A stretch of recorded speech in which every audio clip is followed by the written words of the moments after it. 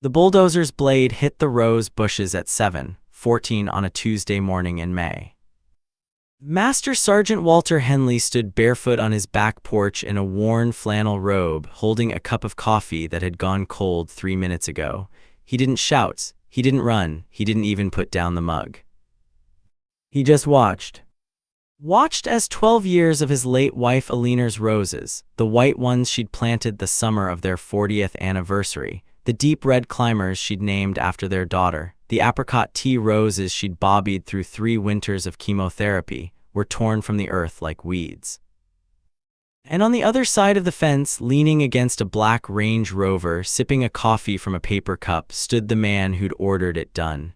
He looked over at Walt. He smiled. He actually smiled. Now you need to understand something about the man on that porch. Brennan Cole had no idea, none, what he had just done. But he was about to find out. Let me tell you about Cedar Bluff, South Carolina. It's the kind of town you drive through on your way to somewhere else and find yourself slowing down without knowing why. About 40 minutes outside Greenville, tucked between 2 ridges where the Blue Ridge foothills start to flatten out into farmland. Population 11,000 more or less, depending on whether you count the dogs, and in Cedar Bluff you count the dogs. Linden Court was a cul-de-sac on the east side of town. 8 houses, built in 1978, brick ranches with deep front porches and screened-in back patios, every one of them shaded by the loblolly pines that gave the street its name. American flags on most of the porches, bird feeders in the yards, a little wooden free library someone had built out by the stop sign, painted to look like a barn. In the spring of 2019, that street smelled like cut grass and lilac and somebody's smoker going every Saturday. You could hear sprinklers ticking in the early morning. You could hear kids on bikes in the late afternoon. And on Sunday nights, you could hear Mr. Coleman across the street playing his old jazz records through the open window of his garage. It was the kind of neighborhood where folks still walked their dogs without a leash, where the mailman knew everybody's first name, where a casserole appeared on your porch the day you came home from the hospital. It was, in short, the kind of place a man could grow old in peace. That was the plan anyway. That had been the plan for 34 years. Master Sergeant Walter James Henley, everybody just called him Walt, was 72 years old in the spring of 2019, and he had lived at 142 Linden Court since the Reagan administration. He was United States Army, 1st Cavalry Division, enlisted in 1966 at the age of 19, shipped to Vietnam in the spring of 1967 and didn't come home until the summer of 1971. 2 tour, 3 Bronze Stars. Purple Heart for the piece of mortar shrapnel he carried in his left calf for the rest of his life, which is why on cold mornings he walked with a slight limp that he'd never once complained about. He'd stayed in the Army another 18 years after Vietnam, trained recruits at Fort Benning, did a tour in Germany, retired in 1989 as a master sergeant with the kind of quiet pension and quieter pride that defined his whole generation. Then he'd come home to Cedar Bluff and built himself a life. Walt had married Eleanor Whitman in 1973, a schoolteacher with red hair and a laugh you could hear from across a parking lot. They'd raised 1 daughter, Margaret, who lived now in Atlanta with her own family. They'd buried Eleanor in the autumn of 2014, after a long, hard fight with breast cancer that took everything from her except her dignity and her smile. After Eleanor died, Walt did what a lot of widowers do.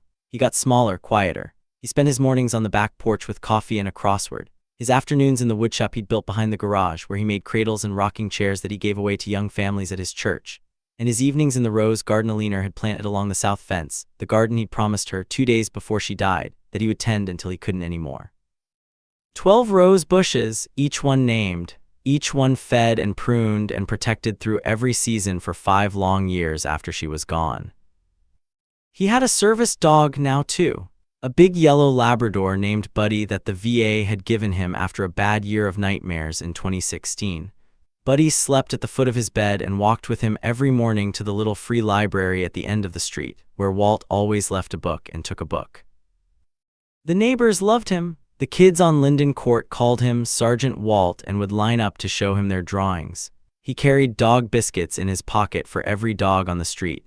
He shoveled Mrs. Patterson's driveway every winter without being asked. He fixed Mr. Coleman's porch swing for free. He was, in every sense of the phrase, a good man living a quiet life.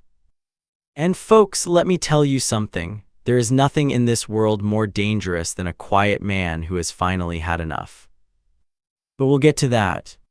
The for sale sign went up at 144 Linden Court in October of 2018. The little brick ranch next to Walt's had belonged to a sweet old couple named the Brewers for 40 years, until Mr. Brewer passed and Mrs. Brewer moved to Tampa to live with her sister. The house sat empty all through the holidays. And then on a cold gray morning in late January, a black Range Rover Sport, the 2022 model, brand new, dealer plates still on it, pulled into the driveway. Out stepped Brennan Cole. He was 38 years old, 6 feet tall, permanent suntan, watched the size of a hockey puck. The kind of man who wore a quarter-zip pullover with the collar popped and called everyone champ or boss. He was the founder, CEO, and sole proprietor of something called Cole Capital Properties LLC, headquartered out of a leased office tower in downtown Charlotte. He bought up old houses in old neighborhoods, tore them down, and built 5,000-square-foot luxury estates in their place, then flipped them to wealthy retirees moving down from New Jersey. He had not bought 144 Linden Court to live in, he had bought it to demolish. Walt was in his front yard that first morning, raking pine straw, when Brennan got out of the Range Rover and walked over without introducing himself. "You the old guy that lives here?" Brennan asked, gesturing at Walt's house with his coffee cup. Walt set down his rake, he smiled, he stuck out his hand. "Walter Henley, welcome to Linden Court." Brennan looked at the hand, he didn't take it.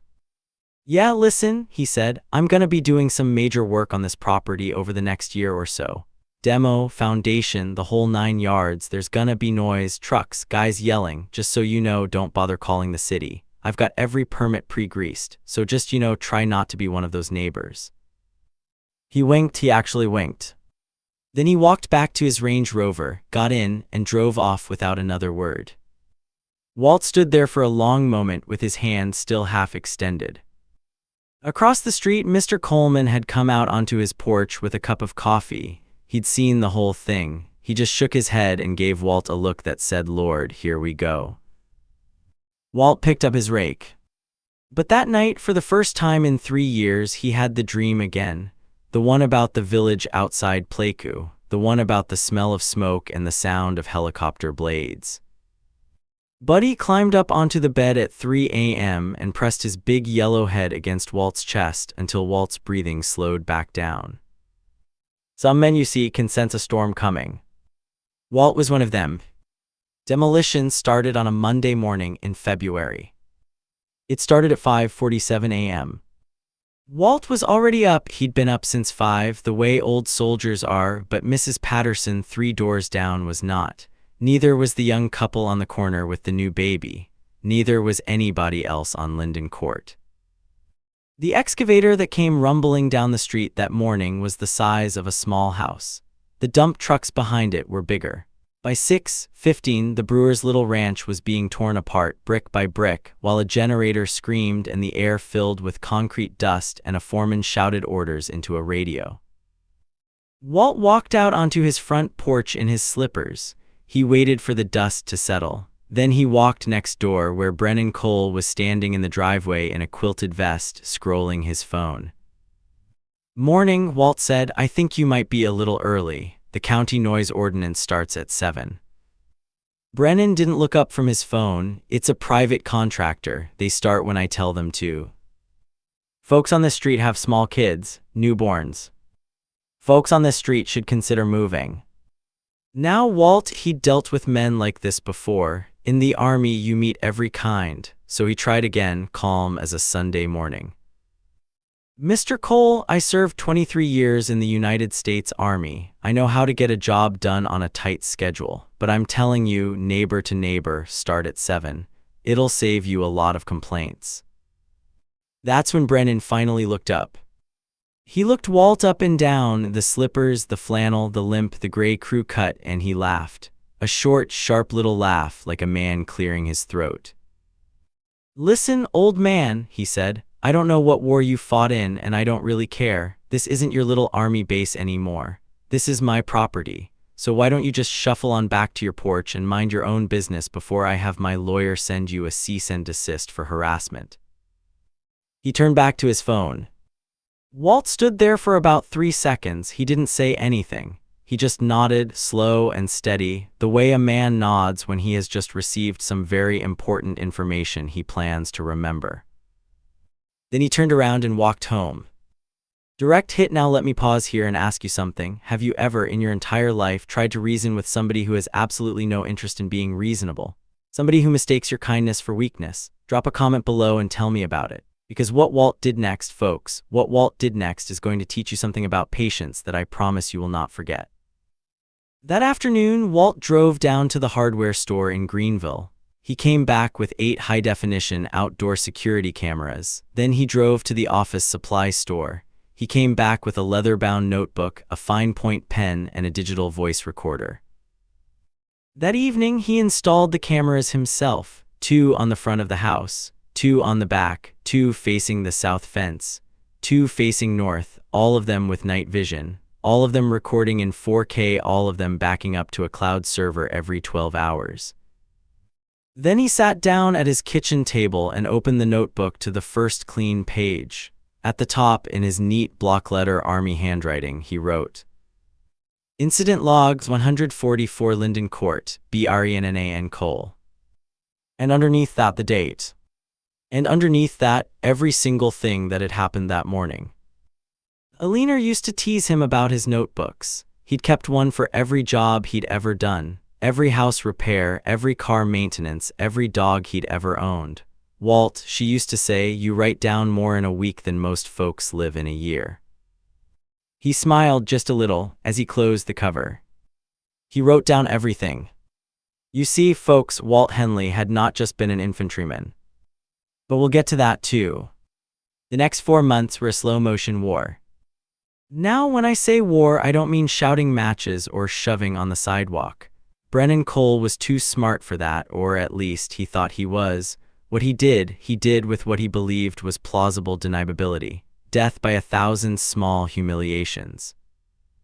In February, his crew accidentally dumped a truckload of broken concrete and rebar on the back third of Walt's lawn, killed the grass, crushed 2 of Eleanor's azalea bushes.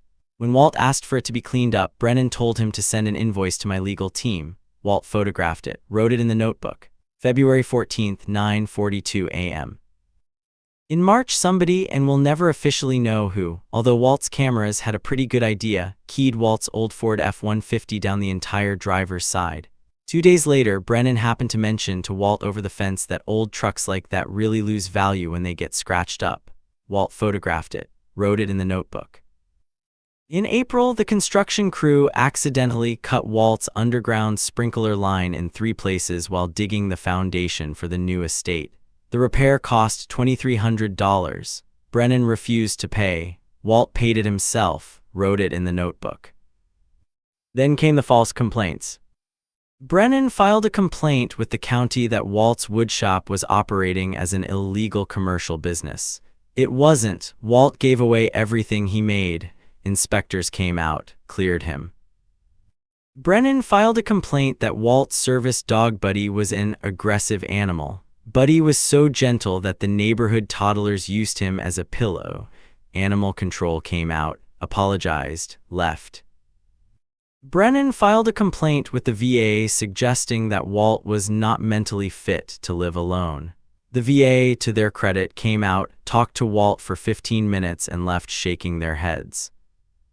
Each one of these things by itself was a small, ugly thing, but they kept coming, and every single one of them Walt photographed, recorded, dated, and filed. The notebook started filling up. Now here's the thing about a man like Walter Henley. He didn't yell, he didn't curse, he didn't go knocking on doors looking for sympathy. He just kept his head down, kept his routine, kept his roses watered, and kept his record. Mr. Coleman across the street started watching from his porch every morning. He stopped Walt one day on his walk with Buddy. Walt, he said, how are you not losing your mind over there? Walt smiled just a little. Charlie, he said, I've been shot at by men who actually knew how to shoot. This boy doesn't scare me, he's just a clock running out. Mr. Coleman didn't quite understand what he meant, not yet. By the end of April, the new estate at 144 Linden Court was framed up and starting to look like the monstrosity it would eventually become. A 5,000 square foot stucco and stone behemoth that loomed over Walt's modest brick ranch like a museum next to a shed. Brennan had also, without anybody's permission, started extending his rear lot line by pushing a new fence 3 feet onto Walt's property. Walt photographed it, measured it, wrote it in the notebook. He also very quietly made a phone call, a long phone call, to his late wife Eleanor's brother, a man named David Whitman who lived in Charleston and who had recently retired from a 31-year career on the federal bench. David was Walt's only remaining family besides his daughter. They talked every Sunday. They had been talking, in fact, for months about a young man named Brennan Cole and about the slow, careful, deliberate accumulation of evidence that was beginning to fill a leather-bound notebook in a house at 142 Linden Court. David Whitman, the retired federal judge, listened to every word. And David Whitman happened to know, because David Whitman had spent 31 years on the federal bench in the District of South Carolina, that the name Cole Capital Properties LLC had crossed his courtroom more than once, in the context of a sealed federal investigation into wire fraud, money laundering, and the systematic bribery of municipal zoning officials in 3 different counties. But Walt didn't know that yet. Not yet. Eleanor's roses were her religion.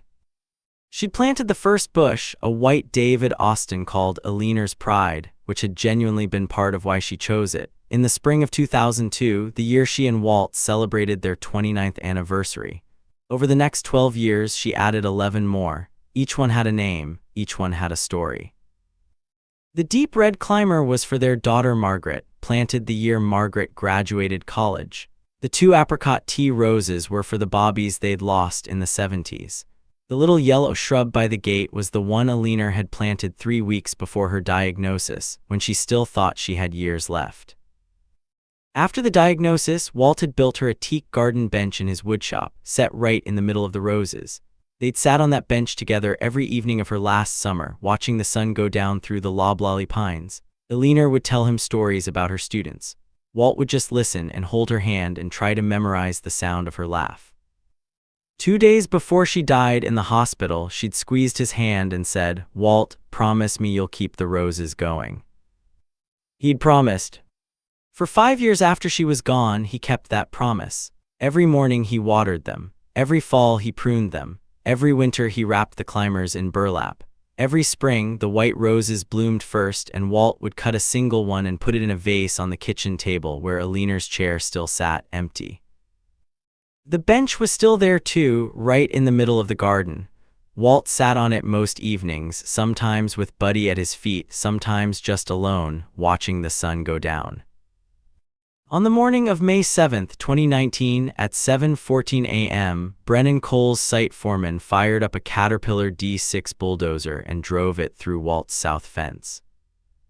The fence, Walt's fence on Walt's property, splintered like balsa wood. The dozer kept going. It rolled over the white David Austin first, then the red climber, then the apricot teas, then the little yellow shrub, then the bench. The bench shattered into kindling. When Walt came running out barefoot in his robe, coffee still in hand, the bulldozer was already finishing its second pass. 12 years of garden gone, the earth was nothing but churned up clay and torn roots. Brennan Cole was leaning against his Range Rover at the curb, watching it all with a paper coffee cup in his hand. Walt walked across what was left of the garden. He walked right up to the fence line. Brennan saw him coming. Brennan smiled. "Sorry, champ," Brennan called out cheerfully. "Survey came back. Property line was off by a few feet. Had to clear it for the new pool deck. You should really have your own survey done sometime." Walt didn't say a word. He looked at the broken bench. He looked at the torn roots of the white roses. He looked at the place where, just 1 hour ago, he'd been planning to sit with his coffee and his crossword. Then he looked at Brennan. He nodded once. Slow, steady, deliberate. The same way he had nodded that morning in February. He turned around. He walked back across the destroyed garden. He went inside. He closed the door. He didn't even slam it. Direct hit now if you're sitting there thinking that Walter Henley is just going to take this. that he's going to sit on that porch and let a smug little real estate flipper get away with bulldozing his dead wife's memorial garden. Then folks, with all the love in the world, I have to tell you, you have never in your life met a man like Walter Henley. Inside the house, Walt set the coffee mug down very carefully on the counter. He walked to the kitchen table. He opened the notebook to a fresh page. He wrote in his neat block-letter Army handwriting. May 7, 2019, 7:14 a.m. Intentional destruction of property. Witness, all 8 CAMERAS. Then he picked up the phone. He called David Whitman. The phone rang twice. David picked up. Walt. Davy, Walt said quietly, it's time.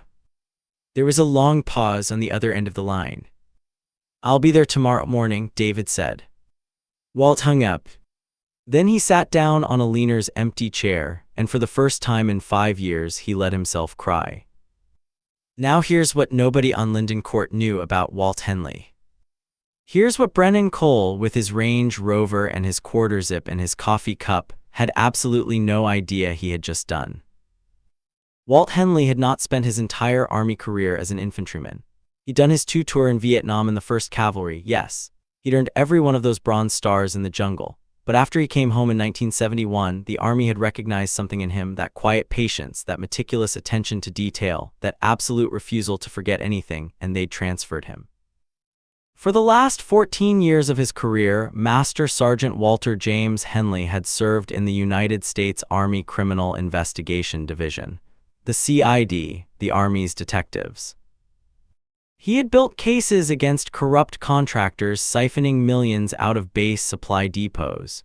He had built cases against officers running drugs through transport battalions. He had built cases that put men in Leavenworth for the rest of their natural lives. He had testified, by his own count, in 47 federal courtrooms. He knew, better than almost any man alive, exactly how to build a case. And he had been building one against Brennan Cole for 112 days. The cameras, of course, were just the beginning. The notebook was the spine of it, but Walt had also quietly, patiently been making other arrangements. He had hired a licensed land surveyor in March, the moment the construction crew had started pushing the fence onto his property. The official survey, signed and notarized, was sitting in a folder in his desk. It showed in plain black and white that not only was Brennan's new pool deck 3 feet onto Walt's land, but the entire west foundation of the new estate at 144 Linden Court was 11 inches over the property line. 11 inches doesn't sound like much. In construction law, 11 inches is a wrecking ball. He had also, in late March, hired a small private investigation firm out of Greenville. He had asked them, very politely, to look into the business affairs of Cole Capital Properties LLC, to follow the money, to identify the shell companies, to see if everything was on the up and up. It was not on the up and up. The PI's report, delivered to Walt in late April, showed that Cole Capital Properties was running through at least 4 shell LLCs, that 2 of those LLCs had received consulting payments from a county zoning commissioner in Mecklenburg County who had subsequently approved every single one of Cole's flip projects, and that the entire operation was almost certainly a textbook RICO violation. Walt had read the report carefully, then he had photocopied it. Then he had mailed 1 copy to David Whitman in Charleston, 1 copy to a bonded storage facility outside Greenville, and 1 copy to a senior special agent with the FBI's Charlotte field office named Raymond Beck. Raymond Beck was a 58-year-old career agent who specialized in white-collar fraud. Raymond Beck had also, 36 years ago, been a young Army CID warrant officer who had been mentored by a quiet, patient, meticulous master sergeant named Walter James Henley. When Raymond Beck received that envelope from Walt in late April of 2019, postmarked Cedar Bluff, South Carolina, he opened it with shaking hands. He read every page, then he picked up his phone and he called Walt directly. "Sergeant," he said. Raymond still called him Sergeant after all these years. "I cannot believe what I'm looking at." "Take a good look, Ray," Walt said, "then take whatever time you need." "How long have you been sitting on this?" "Long enough, but Ray, I'm not asking you to move yet. I want this done right. I want this kid to have one more chance to step in something he can't walk out of." Raymond Beck, who had known Walt Henley for 36 years, understood. "I'll be ready, Sergeant, you give the word." And so on the morning of May 7th, after the bulldozer had finished its work, when Walt Henley sat on Eleanor's empty chair and called David Whitman in Charleston and said, "Davy, it's time," the word went out. David Whitman called Raymond Beck. Raymond Beck called the U.S. Attorney's Office for the Western District of North Carolina. The U.S. Attorney's Office called the Mecklenburg County District Attorney. The Mecklenburg County DA called the Greenville County Sheriff. And the Greenville County Sheriff started filling out a stack of paperwork that, by the next morning, would be the longest single legal action Cedar Bluff had ever seen. Brennan Cole that night slept very well in his luxury condo in downtown Charlotte. He had no idea that he had 11 hours left to live as a free man. Wednesday, May 8, 2019. A clear blue morning in Cedar Bluff, the kind of morning that made you grateful to be alive. The first vehicle turned onto Linden Court at 8:14 a.m. It was a Greenville County Sheriff's cruiser, lights on, no siren. It pulled up in front of 144 Linden Court and parked sideways across the driveway, blocking the Range Rover Inn. 2 minutes later, a second cruiser arrived, then a third, then a black Chevrolet Suburban with federal plates and tinted windows, then another Suburban, then a white sedan with the seal of the South Carolina Department of Labor Licensing and Regulation, then a county code enforcement truck, then a flatbed tow truck. Then, and this is the part Walt would later say he hadn't expected, a news van from WIFF Greenville, because somebody in the sheriff's department had a cousin at the local TV station.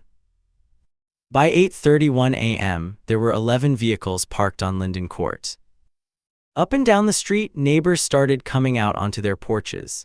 Mr. Coleman in his bathrobe, Mrs. Patterson with her hand over her mouth, the young couple with the new baby holding their toddler on a hip. Even the mailman who was making his rounds early just stopped in the middle of the street and watched. At 8:33 a.m., Brennan Cole opened his front door at 144 Linden Court. He had been spending the night there occasionally to oversee the project, wearing a navy blue bathrobe and holding a French press. He stepped out onto his porch. He saw the cars. He saw the deputies. He saw the federal agents.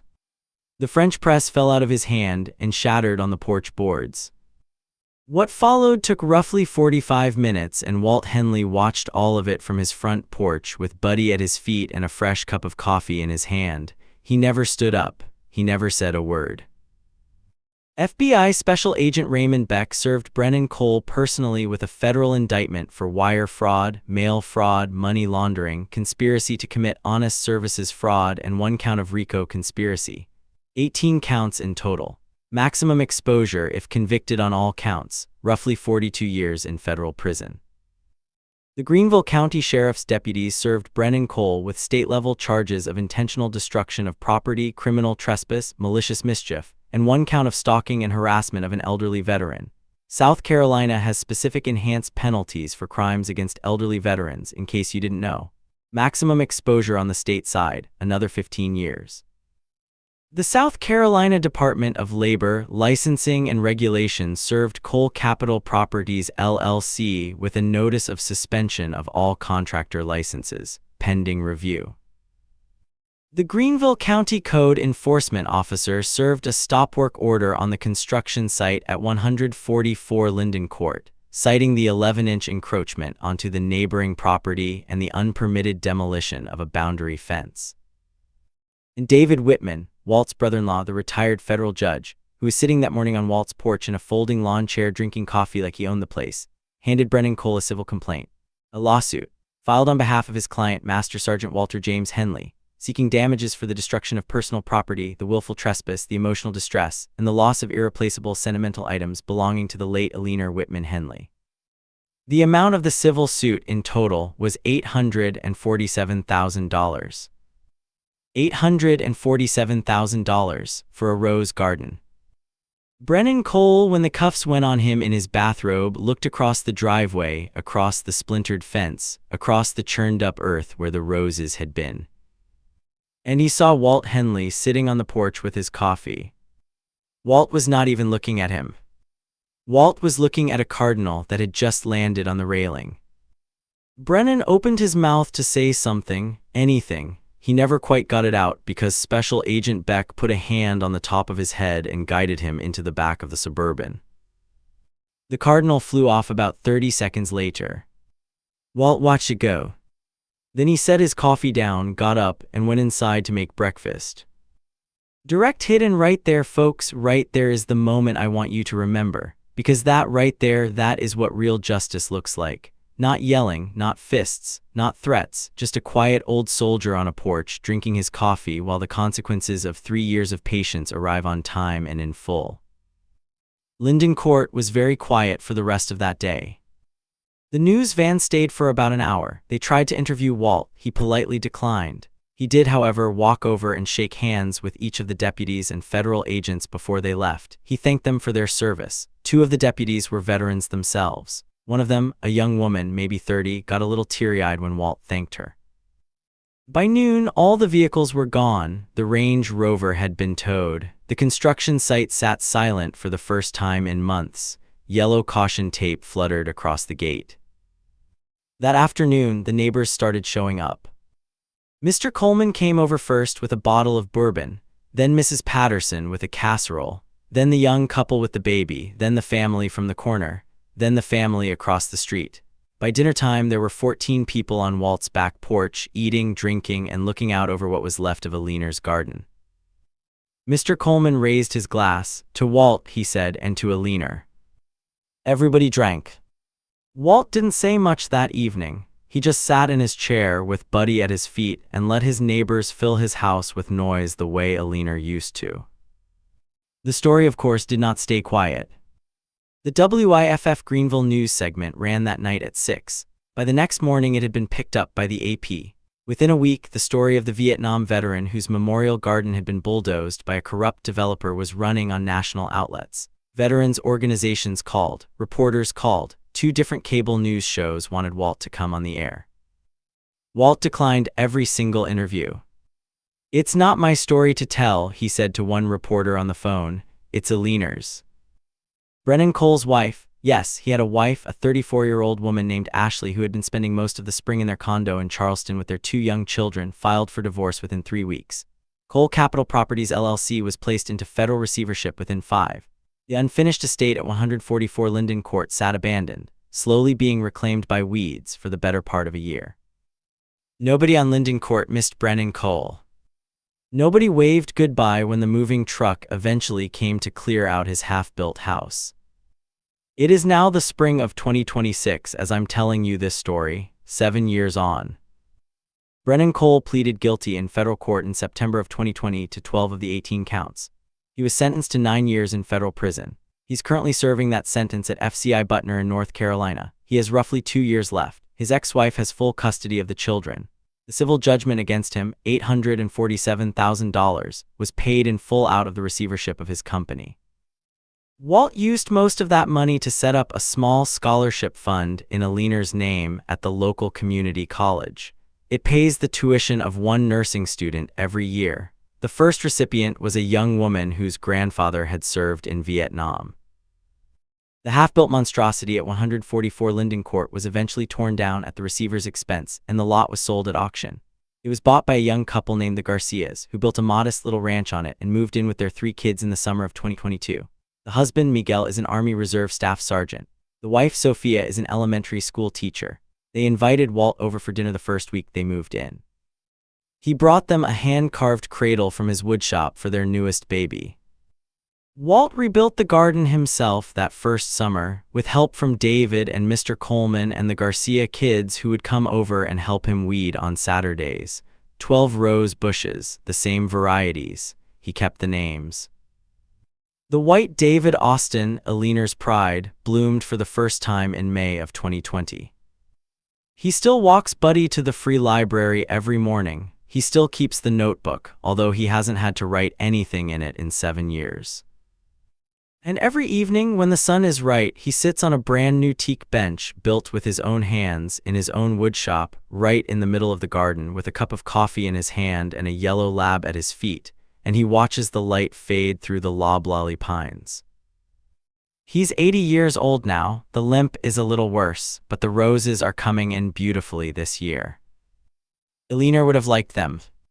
Now, folks, let me tell you what I want you to take away from the story of Walter Henley and Brennan Cole.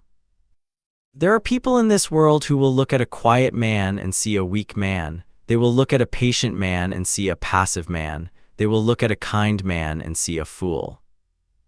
They are wrong every single time. They are wrong.